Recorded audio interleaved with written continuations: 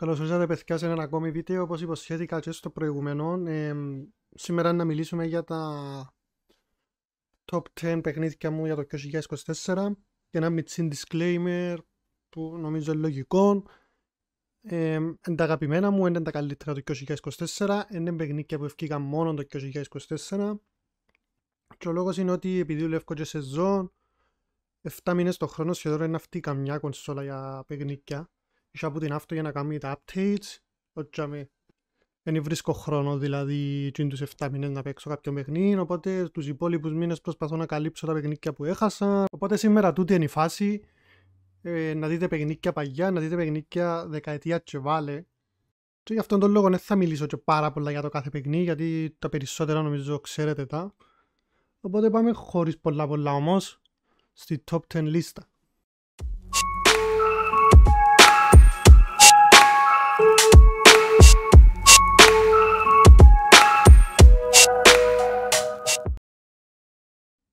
Νούμερο 10 λοιπόν εν τούτο δαμέ, το sharing μου. Έπαιξα το στο Game Pass, οπότε δεν το έχω σε retail. Tomb Raider του 2013, το reboot. Πάρα πολλά ωραίο, είναι το αγαπημένο μου από την τριλογία και είναι ο λόγος που έβαλα τα υπόλοιπα δυο. Ήταν πιο κοντά στα γούστα μου. Ήμουν πάρα πολλά κοντά στο να το κάνω 100% complete, αν και δεν είμαι έτσι φανατικός με achievements, με trophies. Αλλά το συγκεκριμένο ήταν πάρα πολλά κοντά στα γούστα μου, ξαναλαλώ. Το Rise of the Tomb Raider και το Shadow πήραν το λίγο παρακάτω, δηλαδή έβαλα στην side quest, έβαλαν παραπάνω crafting, πιο πολύ Far Cry φάση και μου άρεσε τόσο. Και σας κρύβω ότι κάπου στα μισά του Rise of the Tomb Raider ξεκίνησα και παίζα μόνο το main story, δηλαδή έκανα skip που δεν μπορούσα τα πράγματα. Δεν θα πω ότι ήταν αγκαρία τα υπόλοιπα δυο, αλλά για μένα ήταν πολλά πιο κατώτερα από το πρώτο, το 2013. Η μόνη σκηνή που μου έμεινε πάρα πολλά όμως που το Shadow of the Tomb Raider είναι η σκηνή που φτιάχνει η Λαρά από το νερό και φαίνεται έτσι μπάντας. Ήταν πάρα πολλά ωραία. Αλλά μόνο εκείνο μου έμεινε, ας πούμε, που τα υπόλοιπα δύο. Οπότε ναι, στο νούμερο 10 έχουμε το Tomb Raider του 2013, το reboot. Και πάμε στο νούμερο 9. Νούμερο 9, πάλι το sharing μου. Black Ops 6. Ένα ακόμη παιχνίδι που το Game Pass. Το τελευταίο Black Ops που έπαιξε έτσι πάρα πολλά σοβαρά ήταν το 1. Και ήμουν πάρα πολλά μητσής, είχα και χρόνο τότε. Παίζα με παρέα online, multiplayer, zombies και εν τούτη φάση και με το 6, δηλαδή δεν το παίζω μόνος μου. Απλά μαζευκούμαστε η παρέα, παίζουμε τα zombie μας, τα multiplayer μας και οπότε εξύπνησα μου και τις αναμνήσεις τις παγιές και αναγκαστικά έπρεπε να το βάλω. Δεν ξέρω τα υπόλοιπα Black Ops, δοκίμασα το 2 και το 3 θυμούμαι καλά, αλλά πολλά λίγο παγιά. Δεν με τραβήσαν τόσο τότε. Ίσως επειδή δεν είχα και την παρέα να τα παίξω, να τα απολαύσω, μπορεί να είναι και τούτον. Τέλος πάντων, θα σταθώ πολλά στο Call of Duty. Πάει στο νούμερο 8. Νούμερο 8, μαντέψετε, πάλι το sharing μου. Έχουμε Resident Evil 3, το remake πάντα. Μπορεί να ήταν μιτσί, μπορεί ο κόσμος να το έκραξε ότι ουσιαστικά ήταν μια αρπαχτή μετά το 2 και ευκήγαν και έτσι βιαστικά. Υπερβολικά μιτσί. Αλλά ο λόγος που το έβαλα πάλι είναι ότι παίζαμε με την παρέα, δηλαδή μαζευκούμασταν τις νύχτες, horror nights, ξέρω εγώ, να παίξουμε έτσι παιχνίδια. Και είχε την πλάκα του, δηλαδή γελάσαμε πολλά με το παιχνίδι. Όχι γελάσαμε σε φάση ότι ήταν τραγικό το παιχνίδι, απλά περάσαμε πολλά ωραία. Και νομίζω το μόνο που σώζει το 3 είναι ο Nemesis, ουσιαστικά, αφού και εκείνο είναι το main theme του παιχνιδιού. Οπότε εντάξει, οι περισσότεροι ξέρετε το Resident Evil 3. Απλά πρέπει να το βάλω γιατί πέρασα πάρα πολλά ωραία μαζί του. Και κάτι που εξίασα να αναφέρω είναι ότι κάποια παιχνίδια που παίζω στο Game Pass και αρέσκουν μου, προσπαθώ να τα βρίσκω και retail, να τα έχω για συλλογή, για να στηρίζω και λίγο τις παραγωγές και γενικά γιατί αρέσκει μου να τα έχω στα ράφια μου τα παιχνίδια που παίζω και αρέσκουν μου. Οπότε τα προηγούμενα που είδατε, ίσως κάποια φάση να τα αγοράσω και retail να τα έχω. Εντάξει, σίγουρα θα αγοράσω το Call of Duty, ας πούμε, για να το έχω στη συλλογή μου, αλλά Resident Evil 3 έτσι φάσεις να τα προσπαθήσω να τα βρω. Και να δείτε μετά τι εννοώ και ότι πραγματικά του τον πουλαλό εννοώ το. Οπότε νούμερο 7 έχουμε Unicorn Overlord, δεν ξέρω αν φαίνεται καλά. Πάρα πολλά ωραίο παιχνίδι, είναι παιχνίδι στρατηγικής ουσιαστικά. Με ωραία ιστορία, ωραίους χαρακτήρες, πραγματικά κερδίσε με και θυμούμαι έκανα το και πλατίνα πολλά εύκολη η πλατίνα του, δηλαδή εν την εκκινήσα καν, απλά ήρθε έτσι που μόνη της. Είναι η Σέγγα που πίσω, που την παραγωγή και καλά, και εννοείται με τη βοήθεια του Atlas Studio που Persona, ξέρετε, έτσι φάση, Metaphor, οπότε το παιχνίδι δεν μπορεί να μην πάει καλά και πραγματικά ελάτρεψα το. Οπότε ναι, Unicorn Overlord, πολλά ωραίο παιχνίδι στρατηγικής, οι μάχες είναι λίγο real time να το πω έτσι, δηλαδή προχωράς με τους χαρακτήρες σου και λέει θα κάνεις άμυναν επίθεση, αλλά real time, μια χαρά, πολλά ωραίο παιχνίδι. Στο νούμερο 7, πάμε στο νούμερο 6. Νούμερο 6 έχουμε το Final Fantasy Rebirth. Η αλήθεια μπορεί να ήταν και πιο κάτω, δηλαδή άνετα στην πεντάδα. Έχω δάμε και την Deluxe Edition, πολλά όμορφη. Εντάξει, δεν θέλετε να πω τώρα για το Final Fantasy, το Rebirth. Παιχνιδάρα, τεχνικά ήταν τέλειον, 10 στα 10 πραγματικά. Είχε μουσικάρα, η ιστορία ok, μπορεί να μην είναι ολοκληρωμένη γιατί καρτρωμένη το Part 3, αλλά γενικά Final Fantasy, Square Enix, εδώ και μπόνο πας στο συγκεκριμένο.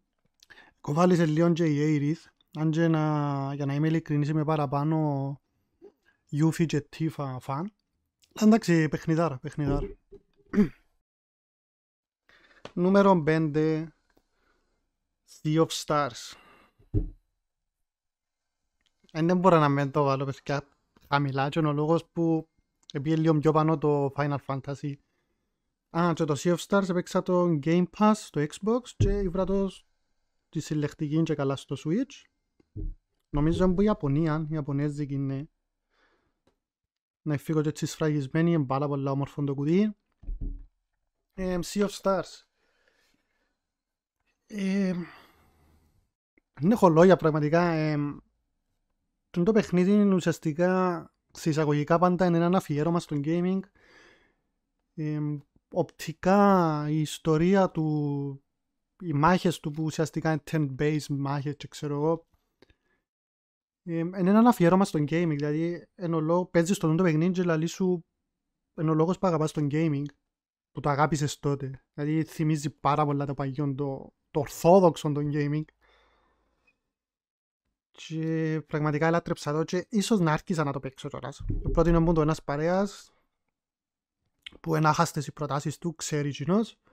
Οπότε ναι, πέρασα πάρα πολλά ωραία μαζί του και είναι ένα ακόμα παιχνίδι που θέλω να το κάνω, που με έψησε να το κάνω 100%. Αλλά είχε ένα achievement που πραγματικά δεν είχα το χρόνο ούτε την υπομονή να κάτσω να το κάνω.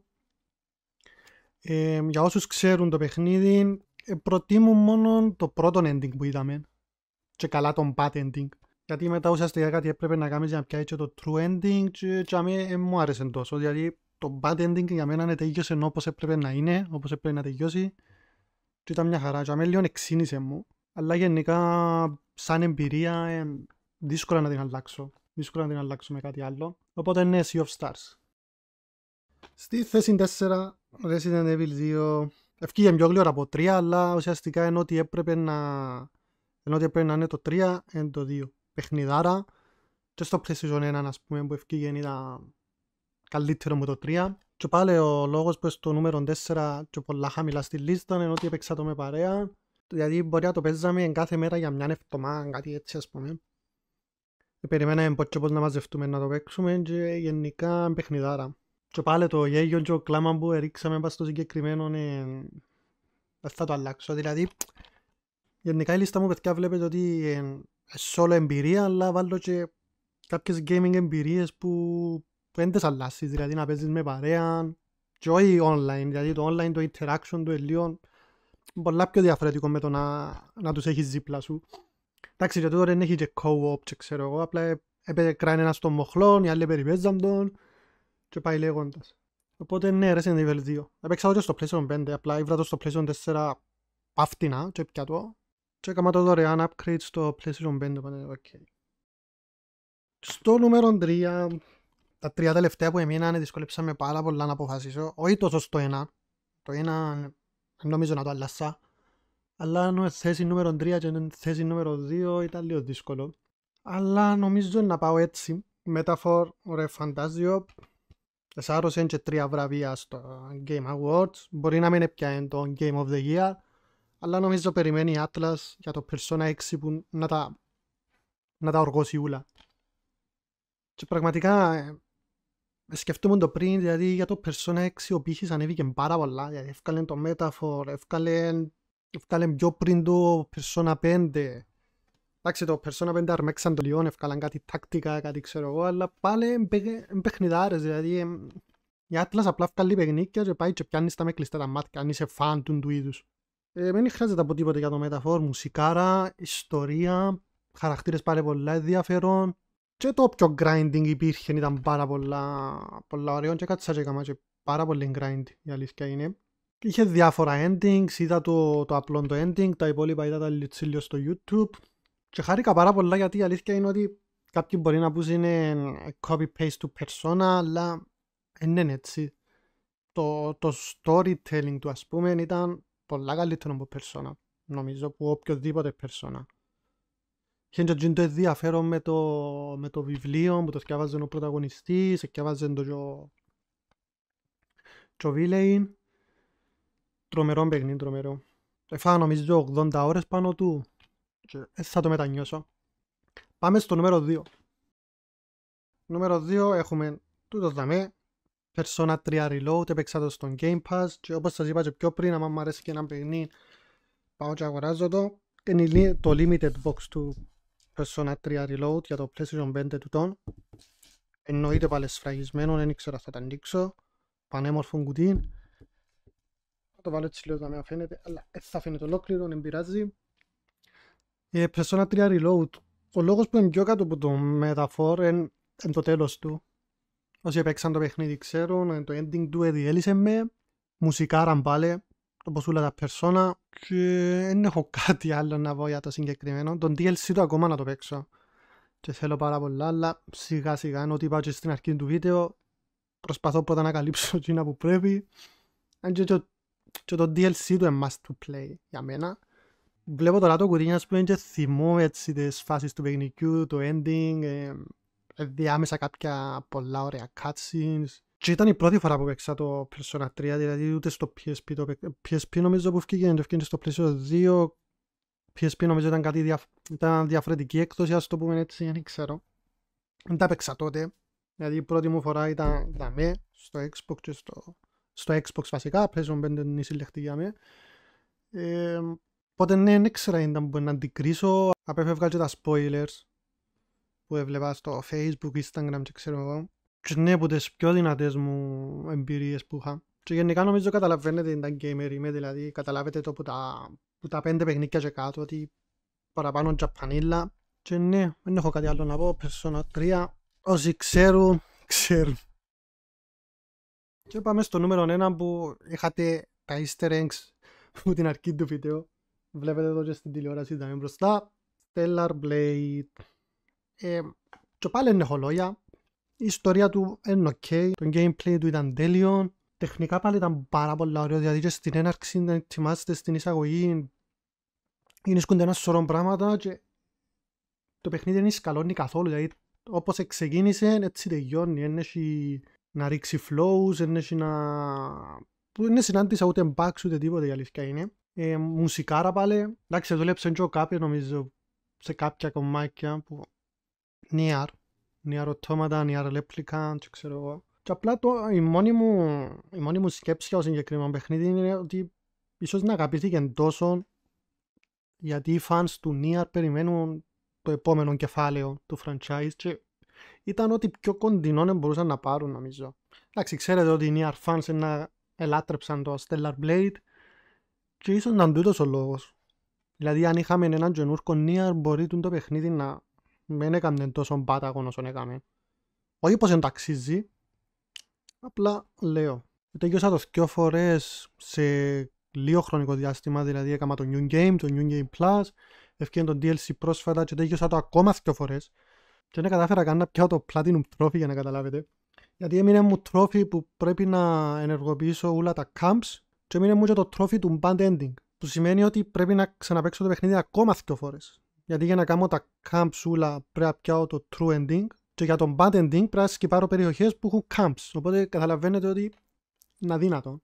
Και εντάξει, όσον και αν το αγαπώ το παιχνίδι, δεν θα κάτσω το ξαπαίξω άλλες 2 φορές. Ίσως μια φορά γιατί κάπου είδα ότι να κάνω και Christmas event με outfits και ξέρω εγώ, ίσως το κοιτάξω λίγο.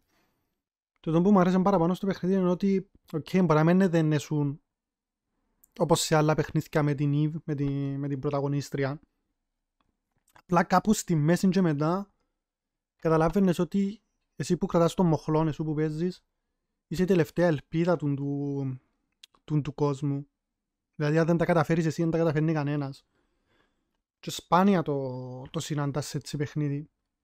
Και καλά στα άλλα παιχνίδια έχεις λίγη βοήθεια από άλλους χαρακτήρες και ξέρω εγώ, δαμέ, ναι μεν έχεις support, ειδικά στο ending δείχνει σου μια σκηνή που σου κάνουν support οι διάφοροι χαρακτήρες, αλλά πάλι καταλαβαίνεις ότι κρέμονται που σένα, ναι, ενώ ότι κάνεις εσύ.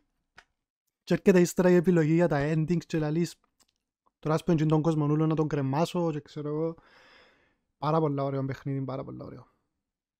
Και σίγουρα εννοώ με sequel, δηλαδή εφήκαν και υπονοούμενο για sequel και πραγματικά περιμένω το πώς και πώς. Οπότε παιδιά, τούτο ήταν το βίντεο, ελπίζω να σας άρεσε, να ακολουθήσουν κι άλλα έτσι βίντεο. Θέλω να κάνω και για τα anime, δηλαδή για τα αγαπημένα μου anime του 2024. Κάμετε εγγραφή στο κανάλι, να δεν κάμετε, βοηθήστε, αφήστε κάποιο σχόλιο από κάτω για τα αγαπημένα σας παιχνίδια, ξέρω εγώ. Και να τα πούμε στο επόμενο. Μέχρι τότε, καλά να περνάτε, γεια σας.